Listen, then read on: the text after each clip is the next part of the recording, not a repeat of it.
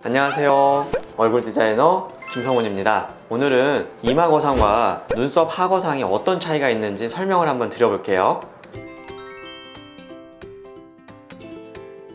비슷한 결과를 내는 경우가 있긴 하지만 사실 수술 방법은 틀려요. 그림을 통해서 한번 그려보겠습니다. 눈썹 아래에서 처진 피부를 적당하게 잘 디자인을 해주고 이 피부를 좀 잘라내게 되겠고요. 눈 둘레 근육이 있게 되는데 올려줌으로 인해서 눈꺼풀이 처져 있는 부분들을 많이 올려줄 수가 있겠어요. 그렇게 해서 눈썹 하 거상 수술이 되겠고요. 피부 봉합을 깔끔하게 잘 해줘서 피부에 흉터가 덜 남도록 해주는 방법이 되겠습니다. 이마 거상 수술 같은 경우는 헤어라인 안쪽에서 관자놀이 2군데, 헤어라인 쪽에서 2군데에서 4군데 정도 박리를 하게 되고, 수술 범위는 관자놀이하고 미간 사이, 이마, 반대쪽 관자놀이까지 이렇게 큰 부분을 다 수술해주는 수술이 되겠어요. 관자놀이와 이마 부분을 전체를 다 박리를 해주고 눈썹을 끌어내리는 근육들이 있는데 이 추미근을 잘라주게 되고요. 사선으로 되어 있는 부분과 수평으로 지나가는 2개의 부분으로 되어 있는데 2개의 부분 모두 잘라주게 되고요. 콧잔 등의 주름을 잡아주는 근육이 있는데요. 이 근육도 좀 잘라주게 되겠어요. 그 이외에 부수적으로 양쪽 눈썹 끝 부분에는 아주 강한 부착 인대가 있는데 이 인대 같은 경우는 뼈와 피부를 서로 잡아주는 인대이기 때문에 이 인대를 완벽하게 끊어주지 않게 되면은 눈썹과 이마가 올라가지 않게 돼요. 그래서 이 부분을 내시경으로 확인하면서 잘라내게 됩니다. 또 한 가지는 눈썹 윗속에서 중요한 신경이 나오는데 이마의 중앙 쪽으로도 가지만 이마의 가쪽을 타고 정수리 뒷부분까지 쭉 진행을 하게 돼요. 감각신경인데 이 신경이 손상이 되게 되면 감각이 많이 떨어지니까 이 신경을 내시경으로 충분히 확인을 하고 보호를 해주면서 수술을 진행하게 되겠습니다. 그렇게 되면은 고정은 여러 가지 방법이 있는데 뼈에 구멍을 내서 실로 걸어주는 방법도 있을 수 있고요. 또 다른 방법으로는 뼈에 엔도타인이라고 하는 고정판을 이용을 해서 이마 조직을 끌어올려서 고정을 해주는 이런 방법이 있겠습니다. 눈썹 하거상 수술의 장점은 눈을 특별히 손대지 않기 때문에 변화가 자연스럽다는 게 가장 큰 장점이 되겠고요. 그 이외의 장점으로는 회복 기간이 조금 빠르다는 점, 그리고 눈두덩이가 피부가 두껍고 지방이 많고 두툼한 경우는 쌍꺼풀이 예쁘게 생기기 어려운데 이런 분들에게도 적합한 수술이 되겠습니다.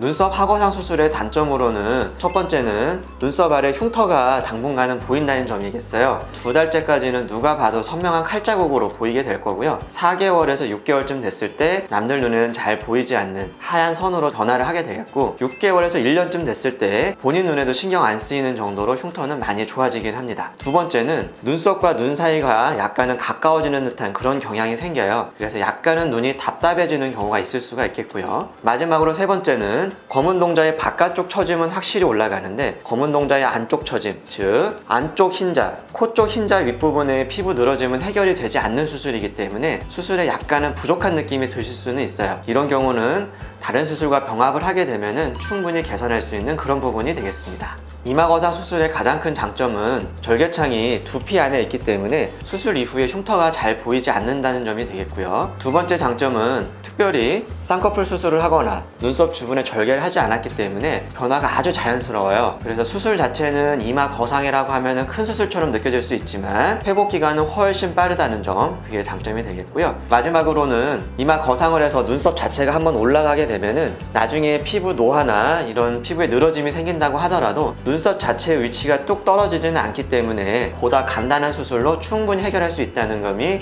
장점이 되겠습니다.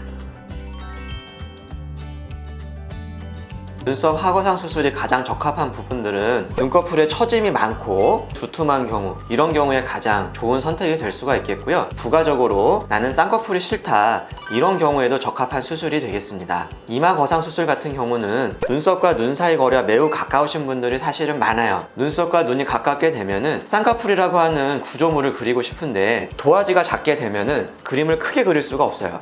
눈썹과 눈꺼풀 사이가 멀어지게 되면은 그림도 보다 크게 그릴 수 있기 때문에 시원하고 보다 선명한 눈매를 갖기 위해서는 이마 거상이 필요한 경우가 많이 있겠다, 이렇게 생각을 하시면 되겠습니다.